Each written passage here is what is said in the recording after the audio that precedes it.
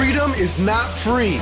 Discover what it takes. It's time to tap and move forward.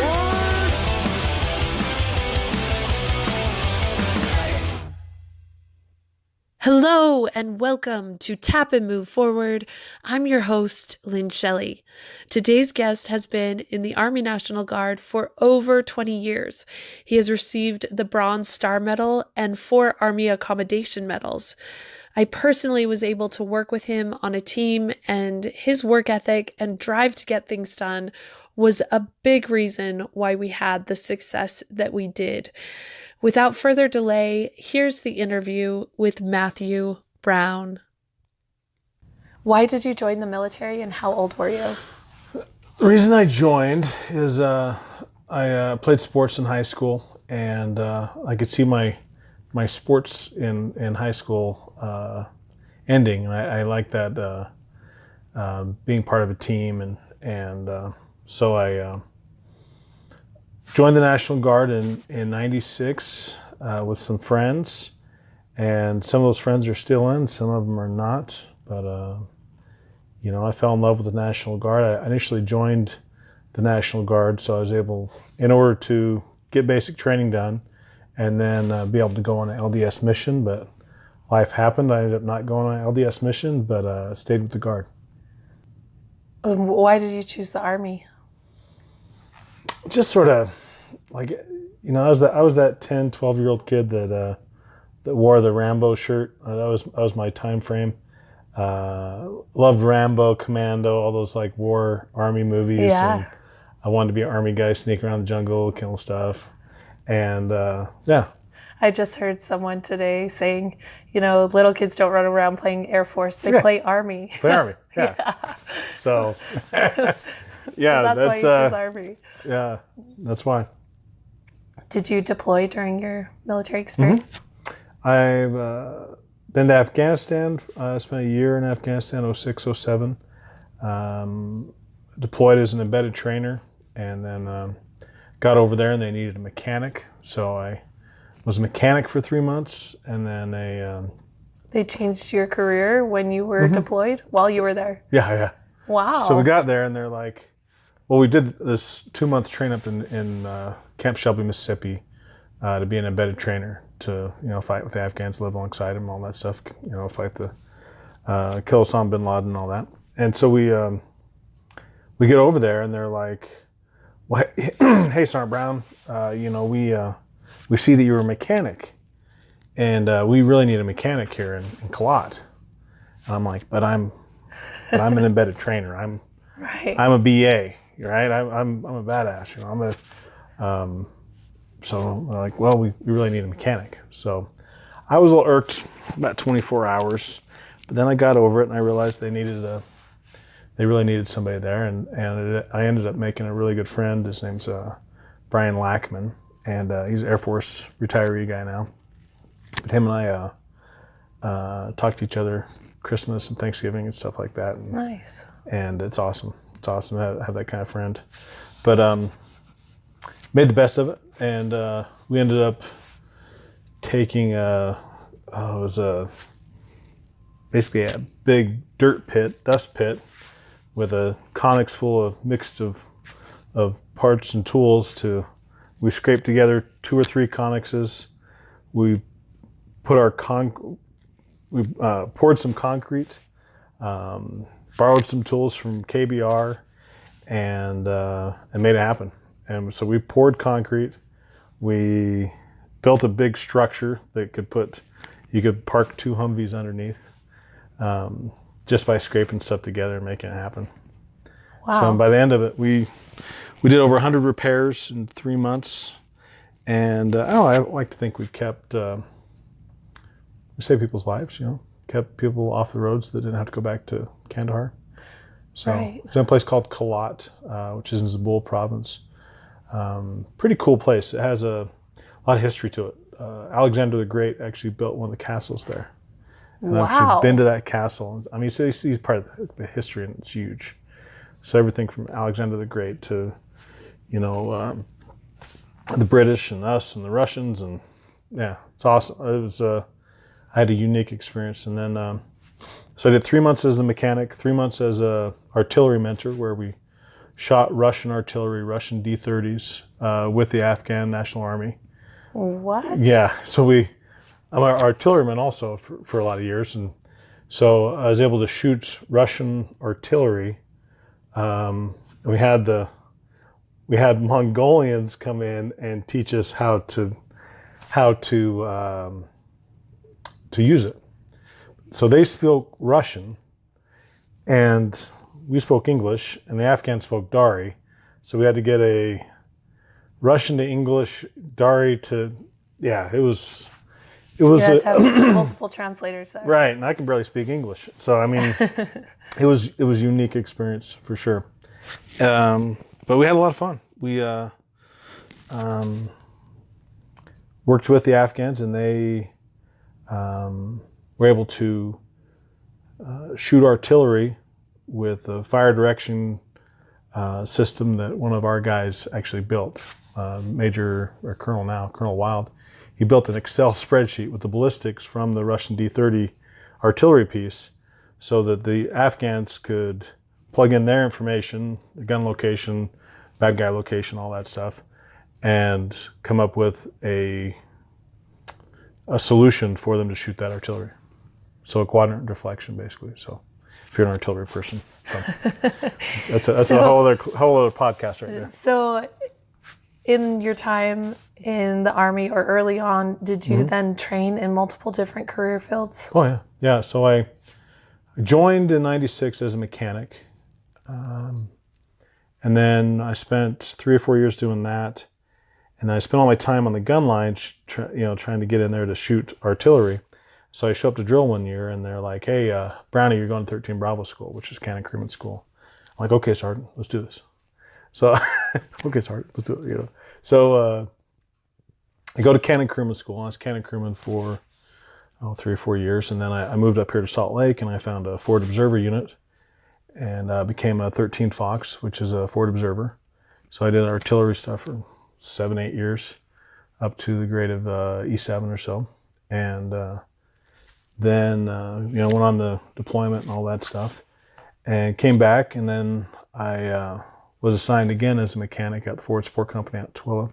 So I managed that unit, and then was set to go on another deployment, on it, off it, on it, and then finally I ended up in recruiting, and I've been recruited the last 6 years or so. Wow. So a little bit all over the place. Yeah. So through 2 different maintenance MOSs, 2 different artillery MOSs, and obviously a recruiter. Did you prefer it that way? Did you like moving around? I like moving around. I'm a little ADD. So no, I like to be challenged and push the next thing and have fun with it, and then just do my very best at it. And then if I get bored or whatever, I'll do something different and try something new and have fun. I mean, life's short. You gotta have fun. Has there been things that have been really challenging for you in your career? Oh yeah, I think every career has stuff that's challenging to it. I think losing friends is tough. I've had lost quite a few friends in combat and other things, and that stuff's tough. But it's life, So it could be, I could work on a construction site. I was a plumber for a lot of years, and there's accidents and stuff happens. I think it's a little bit different in the military than on the civilian side, but it's life. So how do you deal with those difficult circumstances? So I had a friend, his name was Ron Wood, and he was probably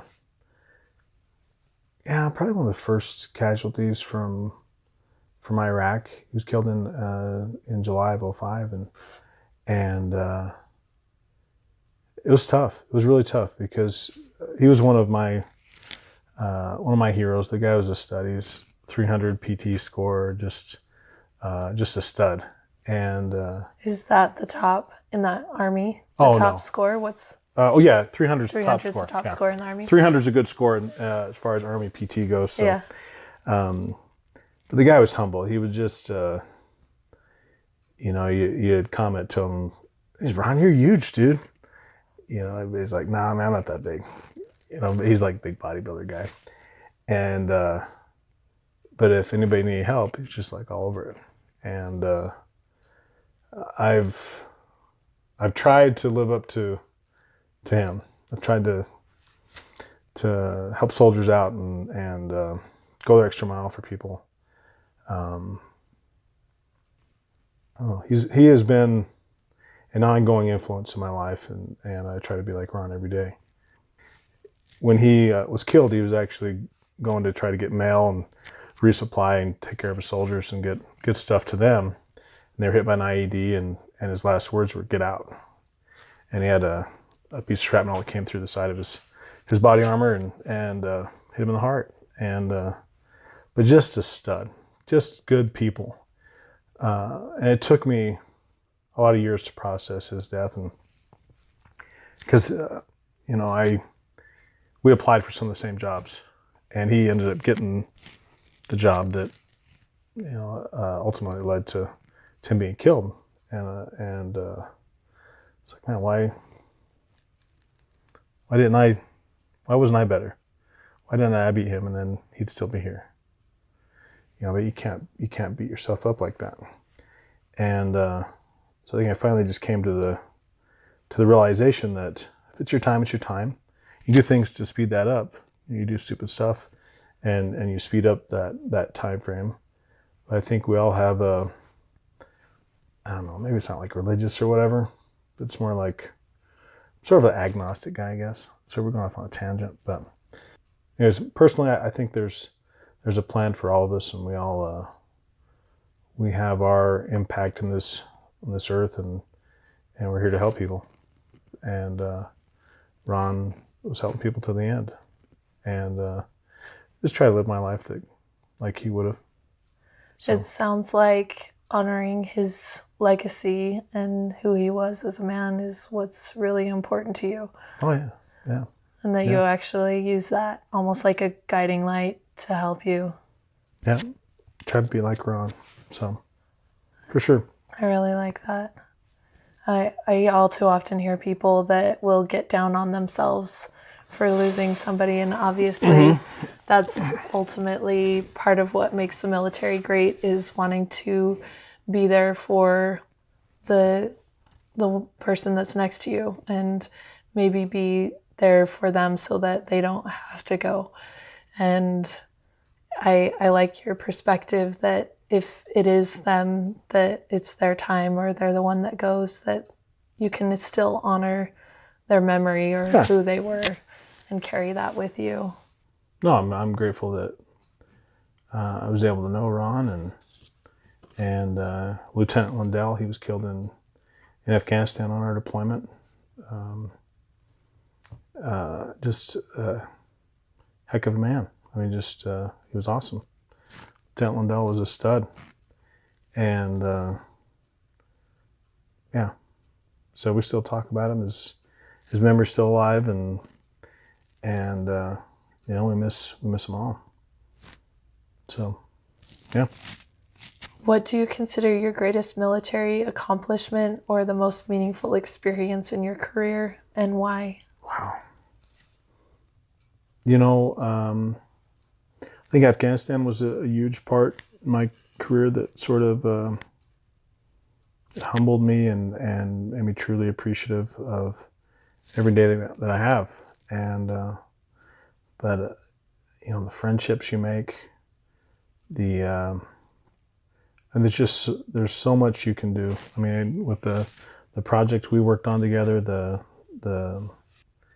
lot of different programs like that. As a recruiter, I mean, it's every person I enlist. It's awesome. I mean, you open up doors of opportunity, and I had a guy that I enlisted, like 2.5, 3 years ago, and guy was crazy smart. He ended up being a linguist for us. He learned Arabic and went off to Monterey, California, and so that training is lengthy, over 2 years, and he called me. He's like, "Sergeant Brown, thank you. You've opened up doors of opportunity, this and this and this, and everything you told me was right, and you know, you were straight up, and I appreciate that, and thank you. You know, I'm like, all right, Yeah. batteries recharged, let's do this, you know. So yeah, I love putting people in National Guard. I mean, you really are helping people through a very monumental decision that will have a great impact on their life. Yeah, and it's fun, it's frustrating at times, but overall it's awesome. What kind of characteristics do you think are ideal in a new enlistee? Humility. Humility is good, but also the ability to stand up for what's right and do what's right, and just train and be a follower and a leader and be the next generation. So jump into those shoes and get after it. I love that the first thing you said was humility, because I think there's still a little bit of a stigma that the military is the ideal place for the cocky alpha male. Yeah. And so why do you think humility is so important? Because we're always learning something new. And I think no matter how long you've been in, I've been in 22 years, and these college kids are a lot smarter than I am, so I got to be humble and say, hey, dude, what are you learning over there, dude? Holy cow, there's a lot of numbers, dude. What's that sign right there, you know? And I think it's good for you. It's good for you to be humbled and have an appreciation for, you know, I don't know everything. I don't. You know, I know a lot about the military and getting people in the National Guard, and I'm a pretty good plumber. I was a plumber for a lot of years. Yeah. So I know you're pretty confident with that skill. yeah, I like plumbing. I'll show you some pictures when we get done with the podcast. So anyways. Who was most influential to you during your career and why? I was thinking about that one on the way down. You know, probably Sergeant Major Evans, Scott Evans. I think he had a big piece in guiding me, and he's still a good friend of mine. Yeah, the guy I really looked up to him. He was one of the. He was my section chief when I was a Forward Observer a long time ago, and he's like the state G3 Sergeant Major now, but just a stud. Just all about taking care of soldiers and getting after it and having fun and doing the right things. So was he the example to you? Was he more of an example to you, or was there something specifically he did to mentor you? You know, I always remember we sat down in a bar one night, and he wrote on a napkin, all right, dude, what are your goals? What do you want to be? What do you want to be when you grow up? You know, we just started talking through X, Y, and Z.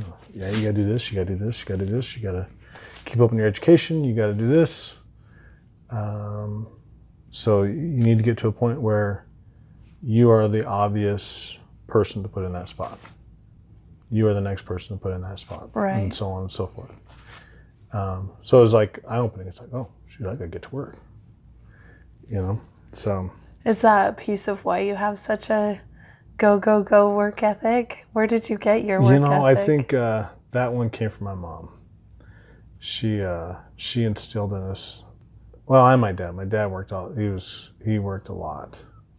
But my mom, she was quite the worker herself. So my parents, they're both really hardworking people, and you have obligations. You work and you take care of your family and get it done. So it came more from your upbringing. Yeah, I think so. So, but yeah, Sergeant Major Evans was huge in that also. So, Are there... And a lot more, you know, if anybody listens to this podcast, there's a gob of others that, you know, that are influential in my life. So, I'm sure. yeah. Are there any books that have been influential to you for your life or for your career? 3 Cups of Tea by Really? Gene Mortensen. Have you read that book? I've only read some of it. That is awesome. Like, you talk about humility and 3 Cups of Tea is about he was a pretty big deal hiker or mountain climber, and got separated from his group and ended up being rescued in like a hilltop mountain in Pakistan, and they basically saved his life. And he promised them that he would come back there and build a school for him. So he made his way back there, and his plan was to build this school and get it done and make it happen. And he found out quickly that that's not how business is done in Pakistan. You need to drink some tea with the leaders, get to know them a little bit, drink some more tea, and then your acquaintances, and then drink that 3rd cup of tea and your best friends. And so, I mean, that's listening to his stories and the work he's done in Pakistan, Afghanistan, all over the world is just inspiring. It makes me think of what soldiers have done over there too. So in nation building and helping people out and humanitarian aid and yeah. So that's definitely a good one.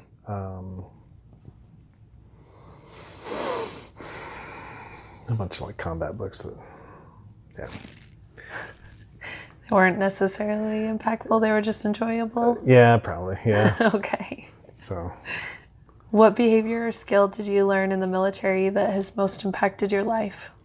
Probably the ability to work with anybody. I think I grew up down in St. George, and wasn't exactly the most diverse place in the world. And going to basic training and then working with people from around the world. I mean, everybody from Koreans to Japanese to Afghans to French to Romanians to you name it. I mean, I've worked with them and accomplished missions and had fun. And so I think that ability to work with anybody, to relate to them and yeah. So that, and I don't know, I think in recruiting you pick up some skills that are pretty helpful. You get to read people and, oh, hey, you're lying to me, You can tell if you can people tell are a little lying. bit, you're like, because you'll ask questions about qualifications and do you have any law violations? And you'll see them go like, yeah, or those. Okay, dude. Well, what do you got? You got something good. Tell me. I gotta know. Shows on their face. Yeah. We're gonna find this out. So, but that part of it's fun. So. What do you think is something that people don't think about before they come in and talk to recruiting? Oh, what they don't think about? Yeah.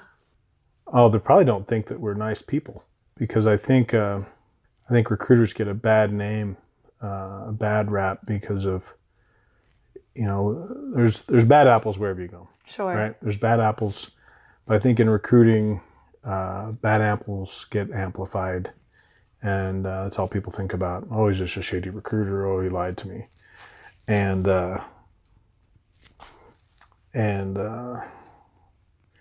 so I try to do my very best to not have any appearance of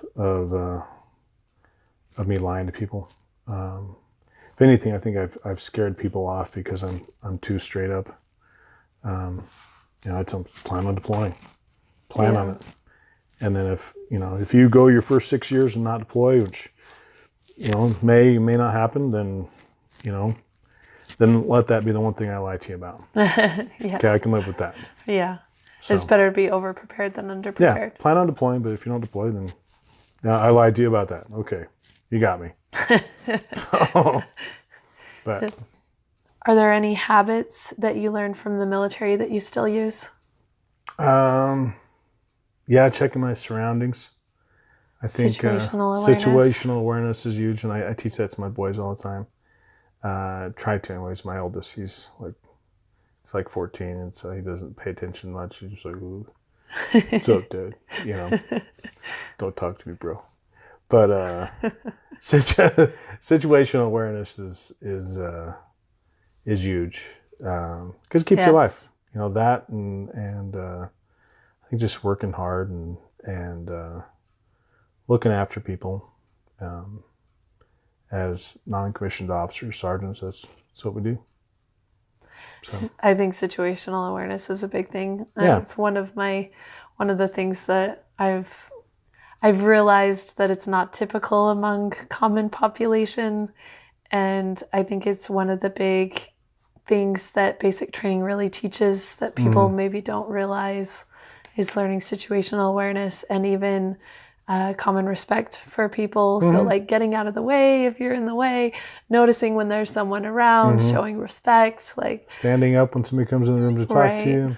Those kind of things. That little stuff's important. Yes. So I hate it when somebody doesn't stand up when somebody walks in. It's like, get up. What's wrong with you? It's a lady walking in the room. Get up. Just show some common respect. Yeah. So. If you could give new enlistees one superpower or skill set to help them in their career and the future of the military, what would it be? That's a good one.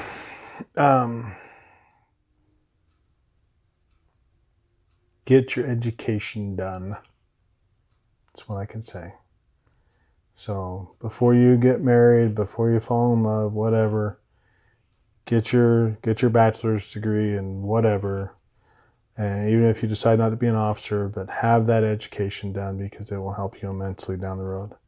And constantly be learning and growing and asking questions and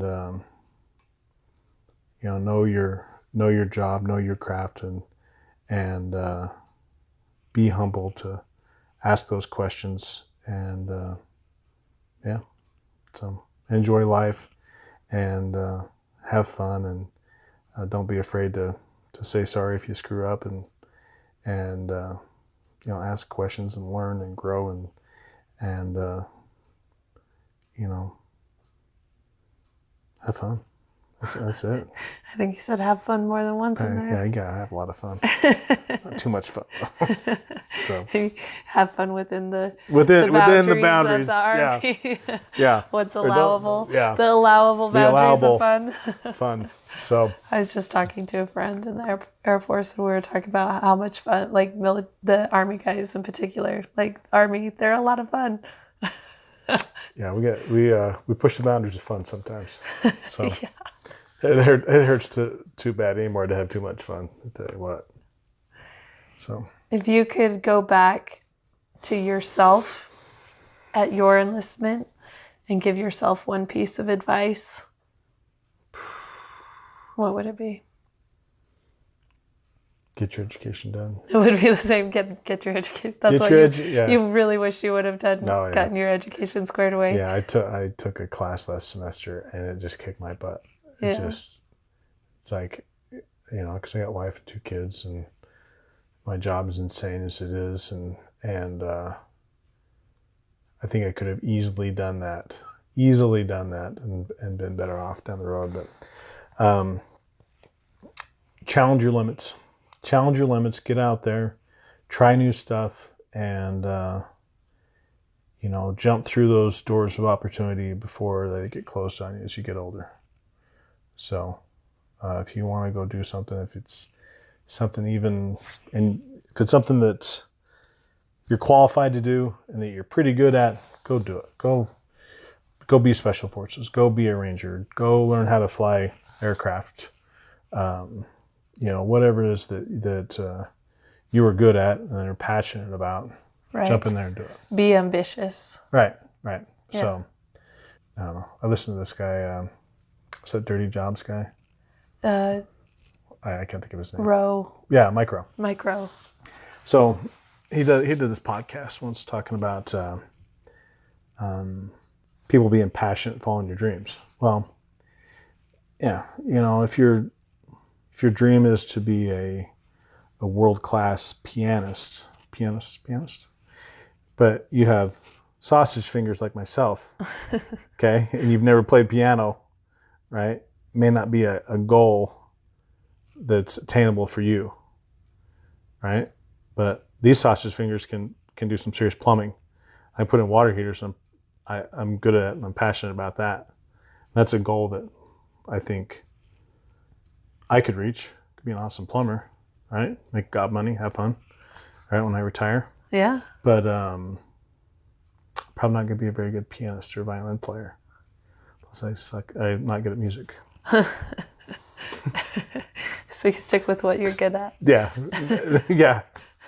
Can't play drums. I'm musically challenged. But anyways, yeah.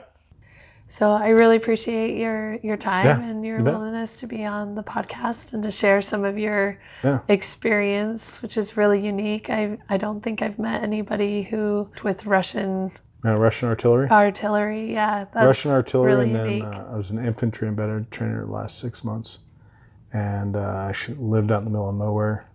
30 Afghans and 4 Americans, and we were 4 hours from any other bases, and it was awesome. It was beautiful. The wheat fields, golden brown and shining in the sun, and get shot at once in a while, but it was fun. It was a lot of fun. It was awesome. Great food. People are amazing. Had an Afghan soldier save my life, and just Wow. life-changing life. I don't know. You sort of a rated R, sort of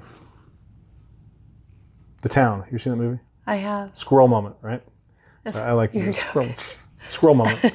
The movie The Town Yeah. has a scene in there. He's a bank robber guy, right? Right. And he's pinned down by the cops, Jeremy Renner, right? And he's behind the mailbox, and there's this random cup that has a drink in it. Somebody left on the side of the road, and he's like, he knows it's his last, and so he grabs that cup and he's just, right, and then he gets killed right after that, right? But that's how we got. I'm not saying go rob banks, right? But what I'm saying is live life like that drink is your last drink. Yeah, and it's just because you never know. It might be, I love that. Yeah, it's just It's totally fitting of you too. Like get the best. Go get it. Like Yeah. you said that too before. Go get it. go get it. Let's do this. Go have fun. Well, thank you again for being on the podcast. You bet. I hope you enjoyed this episode and found a new mindset to help you excel. I really liked when Matt talked about honoring his fallen friends by working to embody their inspiring attributes. If you want to know more about Matthew Brown or for his contact information, please look in the show notes or visit www.tamfpodcast.com/BROWN.